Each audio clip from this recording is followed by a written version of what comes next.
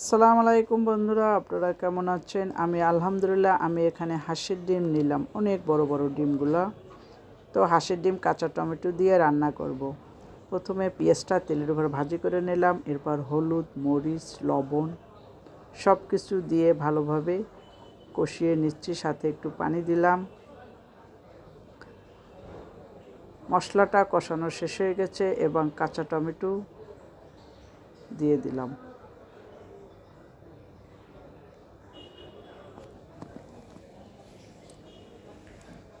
টমেটোটা ভালোভাবে কষিয়ে নিচ্ছি, এবার পানি দিয়ে দিব। পানি দেওয়ার পরে কাঁচা টমেটোটা কত সুন্দর লাগছে লোকটা। এই শীতে আমরা অনেকবারই কাঁচা টমেটো হাঁসের ডিম খেয়েছি।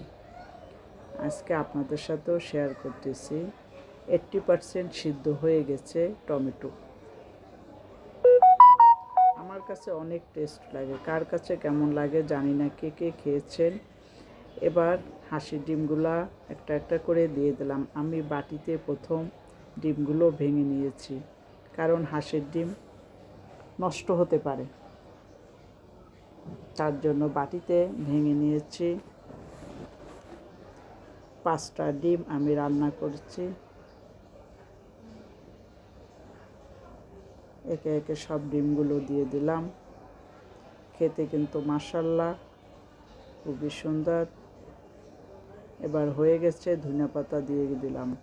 বন্ধুরা যারা আমার ভিডিও দেখবেন লাইক দিয়ে সম্পূর্ণ ভিডিও দেখবেন। নতুন বন্ধু যারা আসবেন লাইক দিয়ে দেখা শুরু করবেন, সাবস্ক্রাইব করে আমার পাশে থেকে যাবেন। ফেসবুক থেকে যারা দেখবেন ফলো দিয়ে রাখবেন।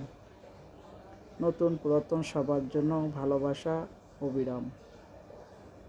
রান্নাটা হয়ে গেছে, ঝোলটা টেনে গেছে। এখন আমি ডিমটা উঠিয়ে নেব। এই বাটিতে পরিবেশন করলাম। মাশাআল্লাহ খুবই সুন্দর হয়েছে। ডিমটা কিন্তু ভিতরে একদম কাঁচা কাঁচা, সেরকম হয়েছে খেতে। আমি খাওয়ার পরে ভয়েস দিচ্ছি। অবশ্য অনেকবার খেয়েছি আমি হাঁসের ডিম কাঁচা টমেটো। সবাই ভালো থাকেন, আল্লাহ হাফেজ।